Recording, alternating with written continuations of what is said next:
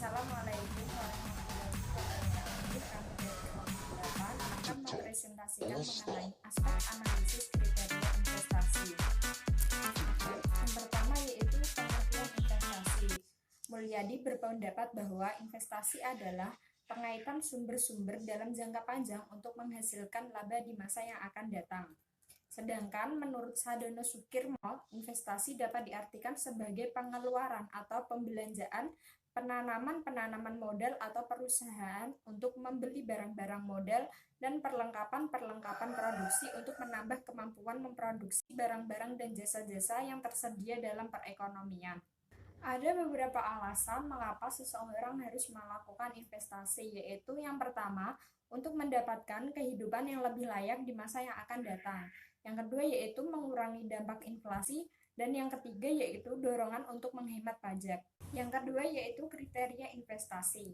Prinsip dasar kriteria investasi adalah semua kriteria keputusan yang dipertimbangkan menggabungkan beberapa pengukuran ekuivalen atau dasar untuk perbandingan alternatif yang memperlihatkan perbedaan sebenarnya di antara sejumlah alternatif investasi.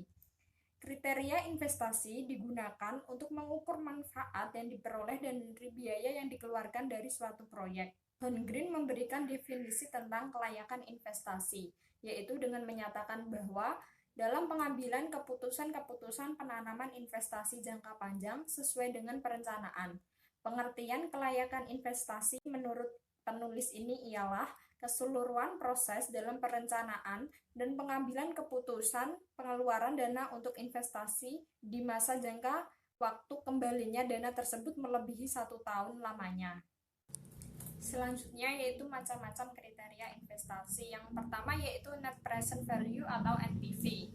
NPV ini adalah selisih antara nilai sekarang dari arus kas yang masuk dengan nilai sekarang dari arus kas yang keluar pada periode waktu tertentu. NPV ini mengestimasikan nilai sekarang pada suatu proyek atau investasi berdasarkan arus kas masuk yang diharapkan pada masa depan dan arus kas yang keluar yang disesuaikan dengan suku bunga dan harga pembelian awal. NPV menggunakan harga pembelian awal dan nilai waktu untuk menghitung nilai suatu investasi. Jadi, NPV adalah nilai sekarang dari aset setelah dikurangi dengan pembelian awal. Terima kasih. Selanjutnya yaitu metode yang kedua. Metode yang kedua ini metode rate of return atau IRR. Metode ini adalah tingkat bunga yang menjadikan nilai hasil yang diharapkan akan sama jumlahnya dengan nilai outliers atau modal awalnya. Sehingga pada metode ini menjalankannya itu dengan coba-coba terhadap tingkat bunga. Nah, proses ini dilakukan secara terus-menerus sampai kita mendapatkan jumlah PV sama dengan jumlah nilai outliers atau sama dengan 0 atau mendekati 0. Nah, besarnya tingkat bunga yang dimaksud menunjukkan besarnya rate of return terhadap usul investasi. Nah, contohnya yaitu seperti melanjutkan perhitungan dari NPV yang menentukan nilai IRR-nya, misalnya menggunakan tingkat bunga 19% untuk menghitung nilai PV dari hasil 25.000 kali 0,84 yaitu 21.000, 30.000 kali 0,706 yaitu 21, 180.000. Yang ketiga yaitu 40.000 kali 0,593 hasilnya 23720. Yang keempat 35.000 kali 0,498 hasilnya 17.430. Yang 40.000 kali 0,419 yang hasilnya 16.760. Jadi jumlah PV-nya yaitu 100.090 rupiah. Nah, nilai investasinya kan 100.000 dikurangi jumlah PV-nya yaitu mendapatkan NPV 90.000. 90. Selanjutnya, karena tingkat bunganya 19% mendekati nilai investasi, maka tingkat bunga dinaikkan 20%, yaitu dari 20.000 kali 0,833 sama dengan 20,825 dan seterusnya mendapatkan jumlah PV yang 97.675. dikurangi nilai investasinya 100.000, yaitu mendapatkan NPV minus 2.325. Selisih tingkat bunganya yaitu 1%, yaitu 20% dikurangi 19%. Selisih PV-nya 100.090 dikurangi 97.675, yaitu 2.415. Jadi selisih PV dari capital outlays-nya yaitu 90.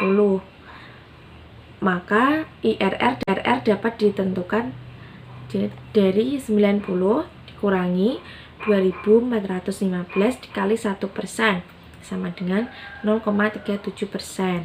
IRR sama dengan 19% ditambah 0,037% sama dengan 19,037%. Sehingga dapat disimpulkan bahwa tingkat bunga yang memperoleh jumlah PV terhadap nilai investasi sama dengan 0, maka tingkat bunga yang diberikan adalah 19,37%. Selanjutnya, yaitu metode yang ketiga, yaitu tentang net benefit cost ratio. Rasio antara manfaat bersih yang bernilai positif dengan manfaat bersih yang bernilai negatif. Suatu bisnis atau kegiatan investasi dapat dikatakan layak apabila net benefit cost ratio-nya itu besar dari 1, dan dikatakan tidak layak apabila net benefit cost ratio-nya itu lebih dari 1. Rumus net benefit cost ratio yaitu seperti yang di sini. Terima kasih. Saya akan melanjutkan materi mengenai gross benefit cost ratio. Nah, yang dimaksud dari gross benefit cost ratio ini adalah salah satu konsep yang bisa digunakan untuk menentukan kelayakan dari sebuah proyek. Pada umumnya, gross benefit cost ratio ini dimanfaatkan di dalam menentukan kelayakan dari sebuah proyek yang berkaitan dengan kepentingan masyarakat umum. Kriteria investasi yang seperti ini hampir serupa dengan kriteria investasi pada net benefit cost ratio. Perbedaannya terletak pada perhitungan net benefit cost ratio itu biaya tiap tahun dikurangkan dari benefit tiap tahun untuk mengetahui benefit neto yang positif maupun yang negatif. Kemudian jumlah present value yang positif dibandingkan dengan jumlah present value yang negatif. Sebaliknya, dalam perhitungan gross benefit cost ratio, pembilangnya adalah jumlah present value arus benefit bruto dan penyebutnya adalah jumlah present value arus biaya. Dirumuskan bahwa benefit cost ratio ya sama dengan present value dari manfaat dibagi dengan present value dari pengorbanan atau biaya operasional. Keterangannya bahwa present benefit sama dengan keuntungan pada waktu tertentu, sedangkan present value cost itu biaya pada waktu tertentu. Jadi bila suatu proyek makin meningkatnya biaya operasional dan manajemennya itu menyebabkan makin rendahnya gross benefit cost ratio. Sedangkan pengambilan keputusan terhadap kelayakan dapat dilihat dari nilai BCR yang ditentukan sebagai berikut.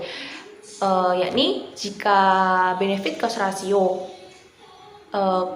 lebih besar dari 1, maka dikatakan bahwa benefit dari proyek tersebut lebih besar daripada pengorbanan yang dikeluarkan sehingga proyek tersebut dapat diterima atau layak.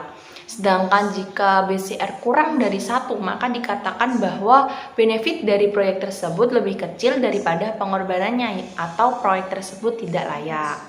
Materi yang selanjutnya adalah profitability ratio. Profitability ratio adalah suatu rasio perbandingan antara selisih benefit dengan biaya operasional dan pemeliharaan dibanding dengan jumlah investasi. Nilai dari masing-masing variabel dalam bentuk present value atau nilai yang telah didiskon dengan diskon faktor dari social opportunity cost of capital yang berlaku dalam masyarakat. Serupa dengan net ataupun gross benefit cost ratio, kriteria ini dipergunakan untuk mengukur rentabilitas suatu proyek di atas titik netral sebesar 1,0 di mana NPV sama dengan 0. Dengan membandingkan present value arus sisa benefit dikurangi biaya rutin dengan biaya modal. Profitability ratio lebih mendekati net benefit ratio daripada gross benefit ratio apabila pengeluaran pada tahun-tahun pertama terbatas pada biaya modal saja dan benefit maupun biaya rutin mulai tampil hanya sesudah proses investasi selesai. serta biaya rutin tidak pernah melebihi benefit untuk setiap tahun, maka profitability ratio dalam persamaan betul-betul sama dengan net benefit cost ratio. Dalam hal ini, semua selisih tahunan antara benefit dan biaya positif akan masuk dalam pembilang, sedangkan semua selisih yang negatif di sini seluruh biaya modal akan masuk dalam penyebutan seperti halnya dalam net benefit cost ratio. Oleh karena itu, tergantung pada pembedaan dua jenis biaya, profitability ratio dapat memberikan pemilihan di antara berbagai kemungkinan investasi yang berbeda dengan hasil kriteria lainnya. Tetapi, pembedaan antara biaya modal dan biaya rutin tidak mempunyai arti ekonomi sama sekali. Satu-satunya pembedaan yang berarti ialah antara biaya yang ditutup dengan benefit pada suatu tahun tertentu dengan sisa biaya yang tidak dapat ditutup melalui benefit pada tahun tertentu sehingga tergolong investasi. Penggunaan profitability tidak dianjurkan untuk dipergunakan di Indonesia karena kurangnya dasar ekonomis dan dapat mengelirukan dalam pemilihan alternatif investasi. Sekian yang dapat saya sampaikan, selanjutnya akan dipaparkan oleh materi selanjutnya. Terima kasih. Assalamualaikum warahmatullahi wabarakatuh. Perkenalkan, nama saya Fia Mu'alifah. Saya di sini akan melanjutkan penjelasan dari saudari Septi Nur Fatihah, yaitu tentang metode payback period. Metode payback period adalah metode yang digunakan untuk menghitung berapa lamanya periode yang diperlukan untuk mengembalikan uang yang telah diinvestasikan dari aliran kas masuk tahunan yang dihasilkan oleh proyek investasi tersebut. Apabila aliran kas masuk setiap tahunnya jumlahnya itu sama, maka payback period dari suatu investasi dapat dihitung dengan cara membagi jumlah investasi dengan aliran kas masuk tahunan. Metode ini digunakan untuk mengukur berapa lama modal investasi yang dilakukan untuk pembelian aktiva tetap. Jika modal investasi kembali sebelum nilai ekonomis aset berakhir, maka investasi tersebut diterima. Begitupun sebaliknya, jika umur aset lebih pendek dari kembalian nilai investasi kita, maka investasi tersebut sebaiknya ditolak. Adapun rumus untuk metode payback period ini adalah investasi kas bersih dibagi dengan aliran kas masuk bersih tahunan. Adapun contoh soalnya bisa dilihat sendiri dalam makalah yang telah kita share pada Google Classroom. Selanjutnya, langsung saja, untuk menghitung payback period ini perlu mempunyai nilai aliran kas masuk yang tidak sama setiap tahunnya. Maka dihitung akumulasi aliran kas masuknya terlebih dahulu sehingga diperoleh akumulasi kas masuk atau dengan nilai 0. Untuk kriteria kelayakan penerimaan investasi ini menggunakan metode payback period adalah suatu investasi yang diusulkan dinyatakan layak jika payback period lebih pendek dibandingkan periode payback maksimum. Sebaliknya juga, jika payback period lebih panjang daripada period payback maksimum, maka investasi tersebut dinyatakan tidak layak. Apabila terdapat beberapa alternatif investasi, maka untuk menentukan alternatif terbaik dilakukan pemilihan investasi yang mempunyai payback period yang paling pendek. Selanjutnya yaitu metode break even point atau sering disebut dengan BEP. Metode ini adalah suatu keadaan di mana dalam suatu operasi perusahaan tidak mendapatkan untung maupun rugi. Sebelum memproduksi suatu produk, perusahaan ini terlebih dahulu merencanakan seberapa besar laba yang diinginkan. Ketika menjalankan usaha, maka tentunya akan mengeluarkan biaya produksi. Maka dengan analisis titik impas dapat diketahui pada waktu dan tingkat harga berapa penjualan yang dilakukan tidak menjadikan usaha tersebut rugi dan mampu menetapkan penjualan dengan harga yang bersaing tanpa melupakan laba yang diinginkan. Jika dalam suatu perusahaan hanya terdapat biaya variabel, maka tidak akan terjadi masalah break even dalam perusahaan tersebut. Break even point muncul ini karena perusahaan tersebut terdapat biaya variabel dan biaya tetap. Biaya variabel di sini adalah meliputi bahan mentah, upah buruh dan komisi penjualan. Sedangkan biaya tetap ini meliputi depresiasi aktiva tetap, sewa, bunga utang, gaji pimpinan dan biaya kantor. Selanjutnya yaitu asumsi dasar yang digunakan dalam analisis break-even adalah sebagai berikut. Yang pertama yaitu semua biaya dapat diklarifikasikan dan diukur secara realistis sebagai biaya tetap dan biaya variabel. Dan yang kedua yaitu harga jual per unit tidak berubah baik untuk jumlah penjualan sedikit maupun banyak, atau dengan kata lain analisa break even ini tidak mengakui adanya potongan harga karena jumlah pembelian. Yang ketiga yaitu hanya terdapat satu jenis produk. Apabila perusahaan memproduksi lebih dari satu jenis produk, maka harus dianggap satu jenis produk dengan proporsi yang telah konstan. Yang keempat yaitu kebijakan manajemen tentang operasi perusahaan tidak berubah secara material dalam jangka waktu pendek. Yang kelima atau yang terakhir yaitu tingkat harga pada umumnya akan tetap stabil dalam jangka waktu pendek. Untuk menentukan besarnya break even point dapat dilakukan dengan perhitungan dengan menggunakan dua cara, yaitu dengan cara trial dan error. Perhitungan dengan cara trial dan error ini dilakukan atas dasar coba-coba, yaitu dengan menghitung keuntungan operasi dari suatu volume produksi atau penjualan tertentu.